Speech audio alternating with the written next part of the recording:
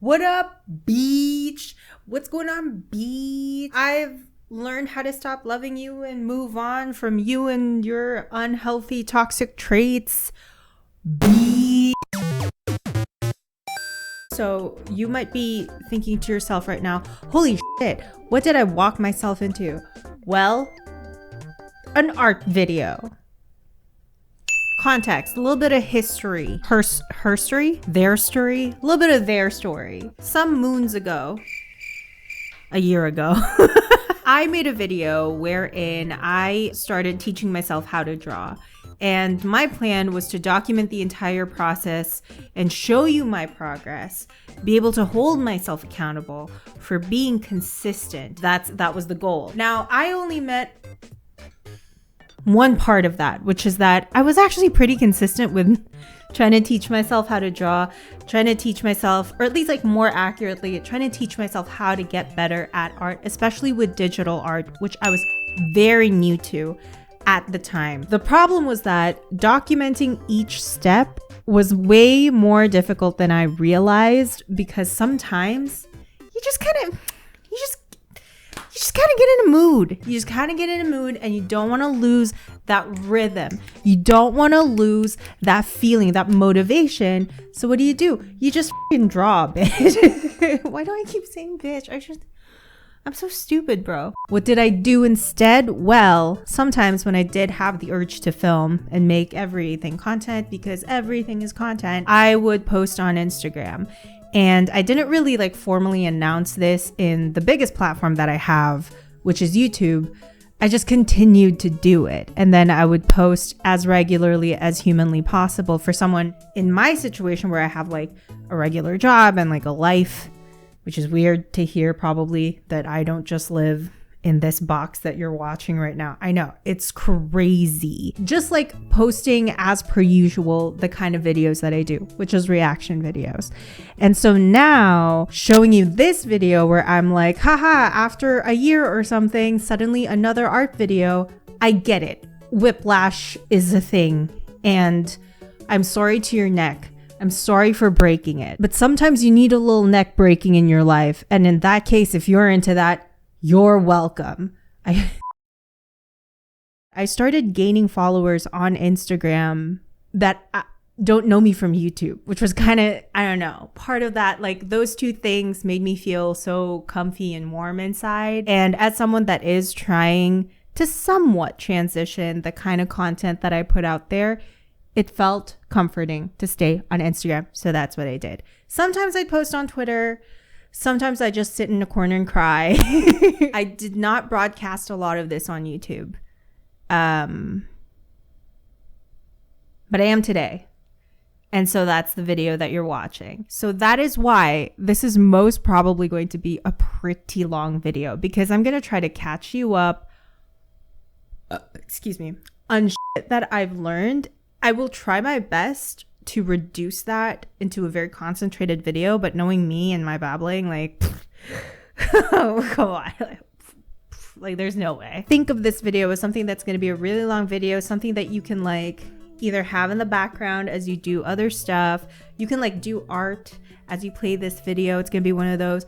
Or you can just like sit back, relax from a distance and enjoy this. All of that said, I will be referring to my notes here because I did script this video a long time ago and I just now got around to filming it. A year or so ago, I set out to improve my art, and that is very specific to me and what improvement means for me. And the reason why I'm clarifying that, why did I say that so weird? The reason why I am clarifying that is because I don't want this video to be seen as like, here are our tips for you, because those videos. I mean, no, not those videos, but like sometimes our tips that work for certain people will not work for you. So that's what this video is. It's like, these are things that I've picked up along the way of my learning that worked for me. Maybe it'll work for you. Not, this will 100% work for you and you should like do this. And also, time and practice plays a huge part in everything that you do. And that obviously includes art. Also, improvement. The word improvement is also very specific from person to person. What you might think improvement means is probably not what I'm trying to say in this video when I say the word improvement.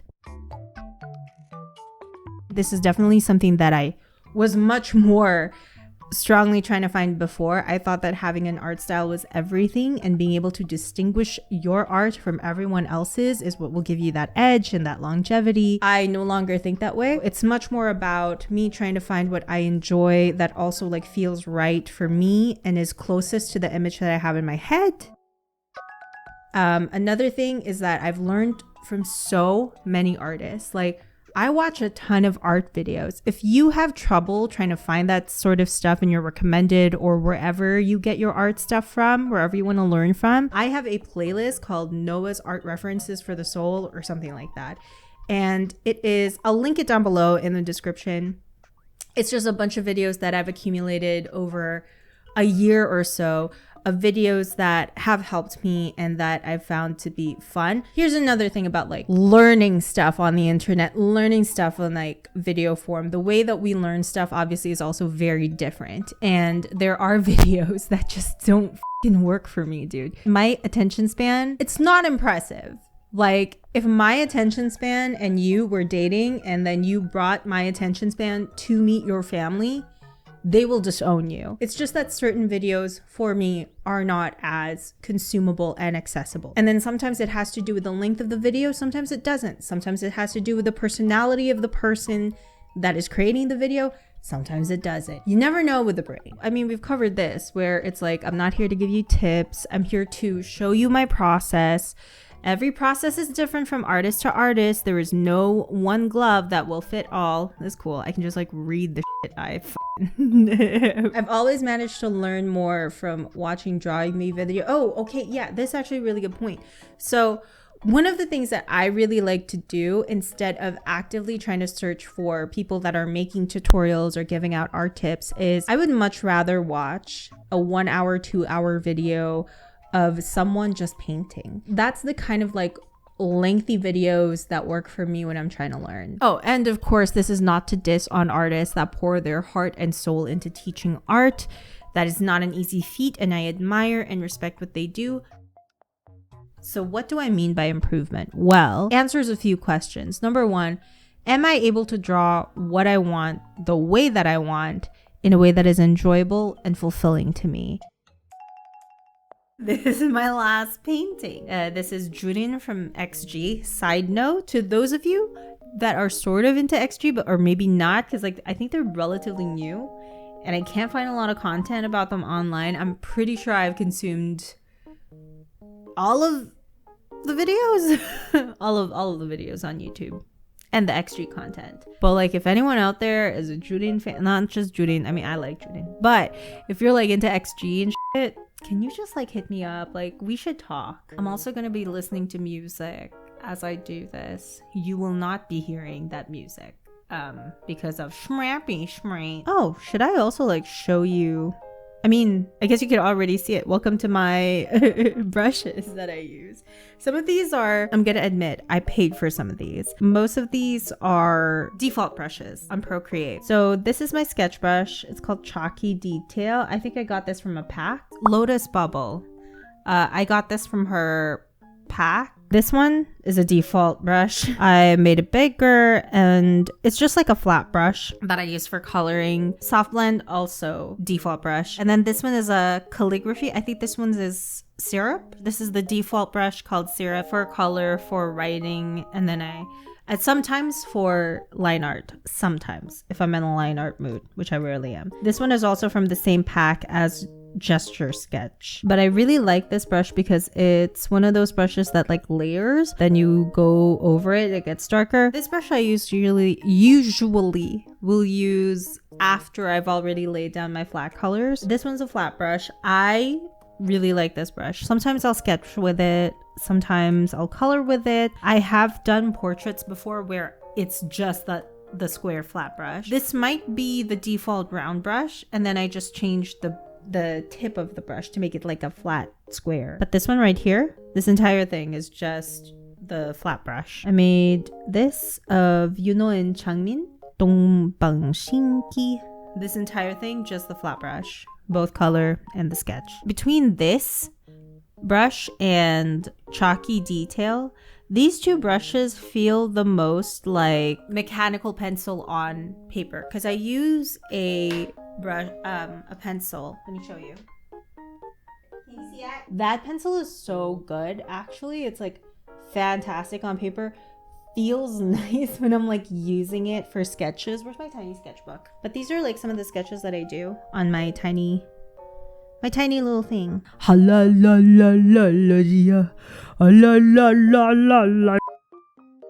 Number 1, draw from afar. Make the canvas the same size as the reference. If there is no reference, make the canvas smaller. Let's pick a reference and then I'll show you. Oh my god, have you guys seen this music video? I'm getting distracted since I'm currently trying to finish Kin Porsche. Let's draw Vegas. Oh my god, there's so much tit here. What the fuck? Why are you here? Okay, we're moving back. So what that tip means and how it's helped me is in proportions, which is like a huge thing. This is the first ever painting that I did digitally. I've shown this picture before. I'm not ashamed of it. Like since then, there has been some improvement. Reason is because when I drew that shit, I was zoomed into every single eyelash, every little fold of the skin. Now, what I do is I draw from afar, kind of like how I would draw if I were sketching traditionally. And that helps a great deal with you just like seeing overall the proportions. This is you pounding the fucking clay on the rotating thing. I don't do pottery, but this is the equivalent of that in me sketching this. I just tried to get the very basic shapes down with a few liberties. Like I like drawing hair really flippy, so you'll see some flippy parts here and there that aren't exactly in the reference. But something that I also did here was I kept the canvas almost the exact same size as my reference. Another thing that you probably notice is that I flip the canvas like so, because if there's anything that is weird or wrong in the original orientation, it's probably because if you flip the canvas, that's when you'll see the mistake. I don't do it all the time. I try to do it more often because it really is the best way to spot any sort of mistakes in proportion, perspective, whatever. Like that's the best way to do it is if you flip your canvas. So don't be afraid. Participate. Next thing that you probably notice is that I use the liquefy tool. God bless that tool. Don't be afraid of it. Don't be like, man, I don't want to use a liquefy tool because it's cheating. It's not f***ing cheating. It's part of the medium that is digital art. You know what else is part of digital art is not having to wait for paint to dry before you can like start a new layer over it. That's not cheating either, is it? All of these tools are good and great and it's okay to use them. They are sent by both God and the devil. Both evil and good work together to create the liquefy tool, the selection tool, and digital art in general. And I will not diss both of them at the same time by ignoring those tools.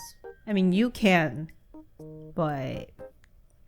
Oh, also, okay, there is like a certain type of aura or look that I am going for, and it's more like cartoon, anime, manga, webcomic. That's the style that I want because my goal in trying to improve my art is to create a webcomic. I know that I've already written this entire thing. I have it.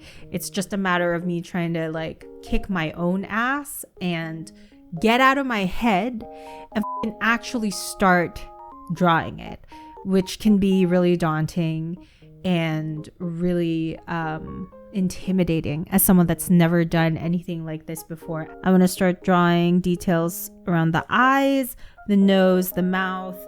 These are features of the face that I enjoy drawing. Something that I did start to enjoy drawing that I never thought I would is clothes, which is kind of crazy. I like to keep my sketches in one layer. Oh, also, pro tip right now, when you're drawing the eyes or drawing anything that requires it to be somewhat symmetrical, draw both at the same time. Do not draw just one and then move on to the other. Nah. That's some rookie bullshit. Also listen to Sugi's album because it's the best.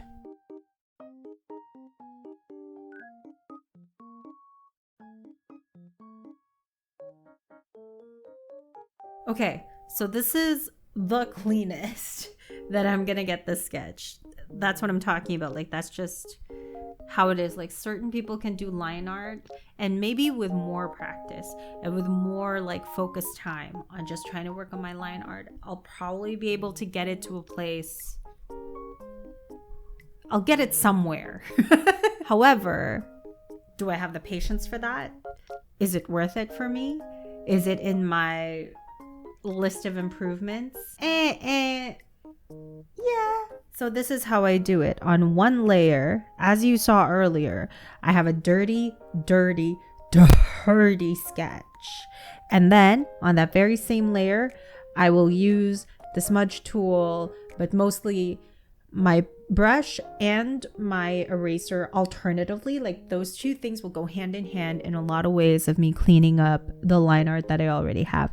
Another thing that I saw, but I don't do this very often, is that here in the liquify tool edge, it can help in thinning out your line art. So if you can see here in this portion, do you see that? Do you see what it did? I'll do it again here and here. Okay, I'm pretty happy with that. Anyway, so yeah, that's a tool that you can use, and it's kind of fun. If like line art is something that you're constantly battling with, hi, it's me. I'm the problem. I'm the line art. It's me. Something that I like to do with like line art is in certain places, like say here, this piece of hair is meeting this piece of jacket. Any corners like that, I will darken it like this. So it's the same here where the jacket is sort of folding over itself. I also darken that part like so. It's the same with like the face. Like here, the face meeting that bit of the jacket. We'll turn that into a little triangular dark area, and I just like the way it looks. I don't know, it feels more cohesive to me. It feels cleaner. I feel like it cleans up the line art. It could just be my imagination. I do gaslight myself often. Now I want to talk to you about learning values before color theory or whatever. Do I know color theory? Fuck no. No. On a very basic level, the way that a second grader understands complementary colors, that's where I'm at. Something that's helped me in understanding how to properly light an object, a face, or whatever it is that I'm painting is understanding values. So what are values? Well, it's not the thing that I don't have or that you don't have. Let's be real. It is the lightness and the darkness of a color. I use this version of the palette, by the way. There are different types that you can use depending on like what program you have. Probably you have the color wheel that looks like this. There's this one which is like really helpful in Procreate, where as you move your selected color, it'll show you all the other colors and values that are harmonious. Oh, there. And then you can like change it to complementary, split complementary. So yeah, basically like this helps you with color theory. And that's really cooliosis. Value, I don't use this, no idea what that is. And then palette, which is like one of my favorites. One of the things that I do sometimes is I will find a color palette that I enjoy and I will bring it down here in the palette section. So this is where I stay. This is where I like to live. This first one is hue, and that's just like the changing of the colors. This second one is saturation, meaning how rich is the color. This at the bottom right here, this bitch, this is the value. So it's like how dark, how light. When you take out this and you take out this and you're just left with this, my brain is like, yes, I understand that. So I'll take out the saturation and we'll stick with just the values. I'm gonna do a flat brush. Let's use all of my different brushes today. Why not? Let's choose a reference on Pinterest. This is a French website. Let's get Felix in here. Beautiful. Starting with the first few tips that I said, which is making the canvas and your reference the same size. Because in this particular instance, size matters. I will first draw my messy sketch.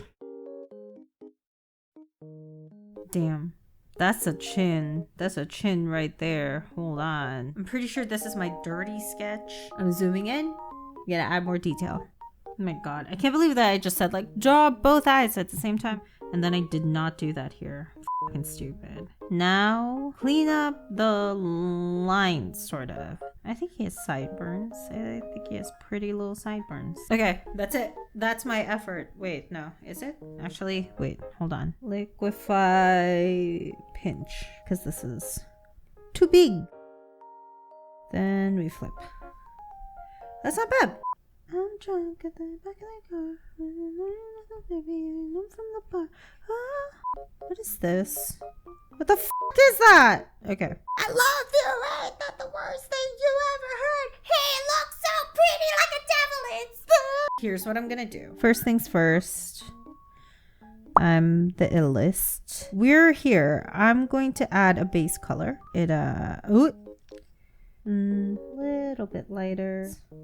Yes. Okay. Pretty. Actually, I'll take that out. I'll just color in my sketch. You know what? Here's something. So a lot of people actually that do digital art, they'll always say like never color on a white canvas. And I tried that for a bit and then slowly found out that I actually prefer coloring on a white canvas. I mean, I don't know. So yeah, that's a thing.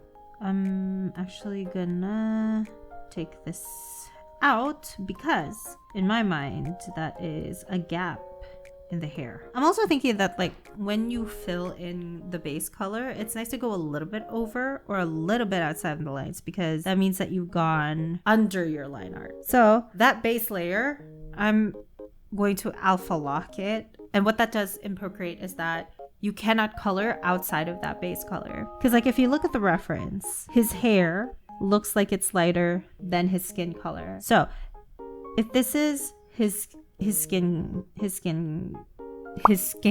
this is his skin. So we're gonna go a little bit lighter and then I'm gonna color the hair this way. And then there are some darker parts. So from the values, we are gonna go slightly lower. And then I tend to like test it out just to make sure it's good. And then we'll add like something dark for his jacket.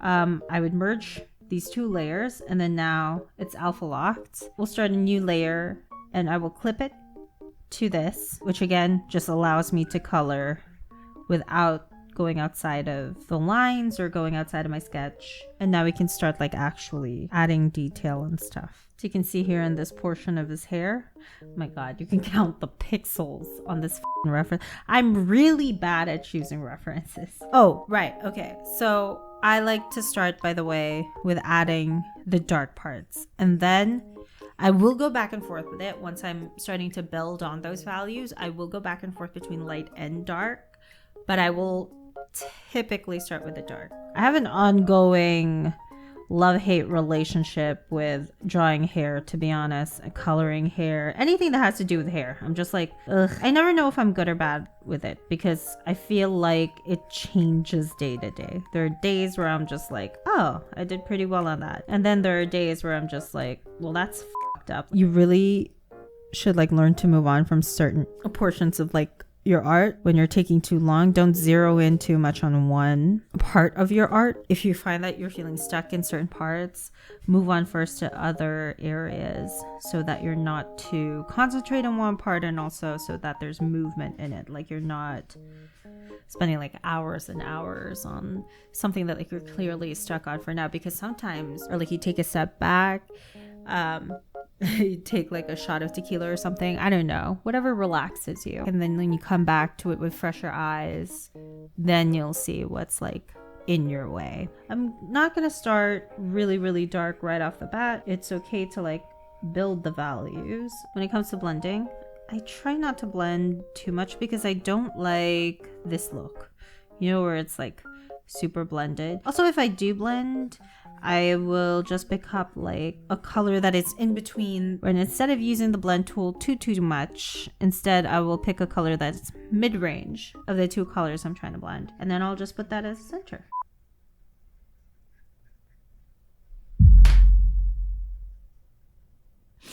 Sorry, I just randomly thought about Bill and Frank from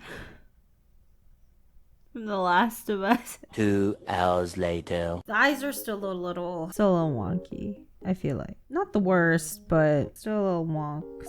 Let's put them side by side. Hey, they're so cute. They're so cute next to each other. Or I'm gonna start to color this one, a little Felix boy. As I proceed to do that, we're gonna be talking about blending modes. So that's like the next art tip that really helped me, is understanding how blending modes can enhance a painting and not just like add filter. And then after learning how people use it to add shadows, to add depth, how to make a piece more interesting. I'm not saying that I understand the ins and outs of all of the blending modes. Obviously not. It's still like a pretty basic understanding. However, it's definitely like put my art closer to how I feel like I would like for it to look like. That's kind of like what we're going to be talking about with blending modes and how I use it, and also how it helps with, or how it goes hand in hand with like values and coloring. I'm going to add another layer. We'll group them so that I'm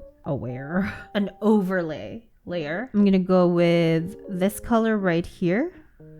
I think. I mean, we'll see. I like to test these before I commit to a base color. But yeah, it goes on top of your made sketch. No. Okay, yeah, sure. So I could do a clipping mask right here. And then it colors the entire sketch. With the overlay layer selected, I'll go into hue, saturation, brightness, manipulate that color to be more saturated, maybe to be a little bit darker. You'll already see in certain areas of the painting, you're already adding so much depth and value and like colors and like areas like this. And that's how painting this way has helped me understand how I'm supposed to be coloring my stuff. Even though I'm still not really good at it, my understanding of it is certainly better. Now for this, I'm going to use my smudge brush because I enjoy her. I'm going to select this color just so I know where it is. I'm going to slide the color, the hue, slightly more red. I'm going to saturate it, go a little bit darker, and then see what that looks like. I'm going to go redder, downward, hard light. Oh, that's nice. Okay, actually no, we'll go back to soft light. See, this isn't interesting. Warm up around the eyes, the nose, add a hard light. I'm gonna go down here with it, and I'm gonna use this as shadow. This one's stylistic. I just like the upper lip to be darker. Now I went over here and I'm just going to use that to color over the hair. And I'm going to go a little bit harder here as if to add a shine. That's nice. Add some purple because I feel like, I don't know, I feel like the purple is a nice contrast to all of the orange. I also want to add that here because if you can see in the reference, there's some lights around this area. So I'm going to do that. One of the problems that I encounter a lot when I do this kind of coloring is that it leans more towards orange or whatever the base color is, and I feel like that's something that I always try to fix. I'm going to try to soft light this so that it breaks apart from that gray. Anyway, so there's that. I'm also going to try to color Vegas here. So I'm going to try to color Vegas here just straight up without doing the values thing. Color the line art. And here I'm gonna show you just how I color in a very like cartoon, I guess, anime type of way. Also, why does this Genshin enjoyers? Does this not look like Scaramouche? There you have it. Flat colors. Alpha lock that so that I can color the hair in peace. Smudge color. This is what I like to use for hair.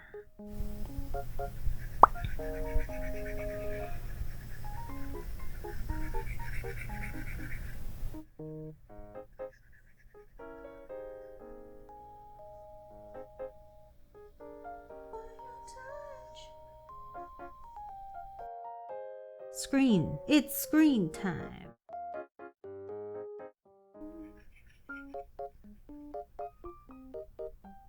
And there you have it. Okay, so I do enjoy painting more like this now. I think that, you know, there are certain colors that I use as a crutch, and I definitely use them over and over, but I don't know, they work. They're satisfying, they're fun to do, and I think they look good. You probably observed that I added some detail and some interest in areas like this, where it's very much like there's no rhyme or reason to it, and it's unfortunate that I can't really explain it in detail other than like it looks good this way. Then I'll add this like middle part that's sort of like on the entirely other spectrum of green. I think it adds interest, makes the piece more interesting. Those mean the same thing. I used purple against green, which I thought would make it more just interesting. With the hair super random, I added some purples here just to kind of, again, add interest to the piece, give it some dimension. I used the hard light blending mode for this, and then some of that highlight is gonna mix in with the actual color of the face. So I like creating a sort of color relationship or color story. I mean, honestly, like now that I've done this, I'm kind of a little annoyed by this now. Like this looks so muddy in comparison. But this is definitely like a valid way to start coloring or to learn how to color. Completely valid. A lot of people do this. I used to do this. And yeah, now I color like this. Very basic. Like some detail, but not a lot. Any hoops? That is my video. Quick summary of the things that work for me. Draw from afar. Yeah, like flip your canvas, proportions. Oh shit, number 3, drawing guide. I did not cover this. In Procreate, there's a thing called drawing guide, and what it does is it gives you these grids on your canvas. I use the drawing guide a lot of times still. The lasso tool, the select tool, the liquify tool. These are helpful fucking tools. Use them. Values in coloring, learn values. That's something that I've done and I practice still. Blending modes and layers, use them, learn how to use them because they can also be really helpful for you. That's it from me. I hope you guys learned something from this a little bit. Like I hope something was helpful for you that you've taken from this video. If you want to see any of the art that I did today, I will be posting them on my Instagram, so go ahead and make sure to follow me on there. Also, a few things. I'm sorry if like the resolution in this video is slightly lower in comparison to my previous videos. I've been having a lot of trouble editing. I don't know what it is, but like over time, DaVinci has been more and more difficult. So I've been trying to work with it by recording my videos in a lower resolution. I'm back to 720. It sucks down here.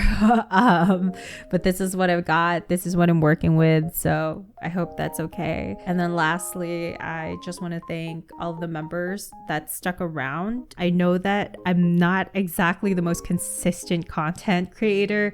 In fact, I would go as far as saying that I suck donkey dick. And all of that, like, my members and my subscribers, all of you for being so patient, continuing to support me and the channel, and like making sure that this is something that I can always like turn back to. I'm glad that you guys are on board with me kind of switching it up a little bit and me trying to find where my content is now as I grow older and as I develop as someone that creates content on the internet. I don't really have any wise words because I feel like this entire video was just filled with wisdom. But I will leave you with this, like, you haven't drank any water today. Don't be concerned about how I'm watching you and monitoring your H2O consumption activity. That's not what's important here. We should all hydrate. I'm gonna get some snacks, but firstly, I will hydrate. Drink with me, please. Together, you and I. Now, 1, 2.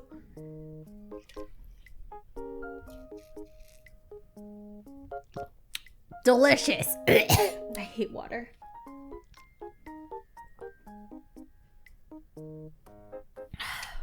Drink your water. Don't forget to drink your water. Do not ever forget to drink your water again, or else I will grab your ankles while you're asleep. That's it. Drink your water. Thank you for this, watching this. Thank you for this. Thank you for this. And that's a robe. That's my bathrobe. I don't know if anyone was wondering, but yeah.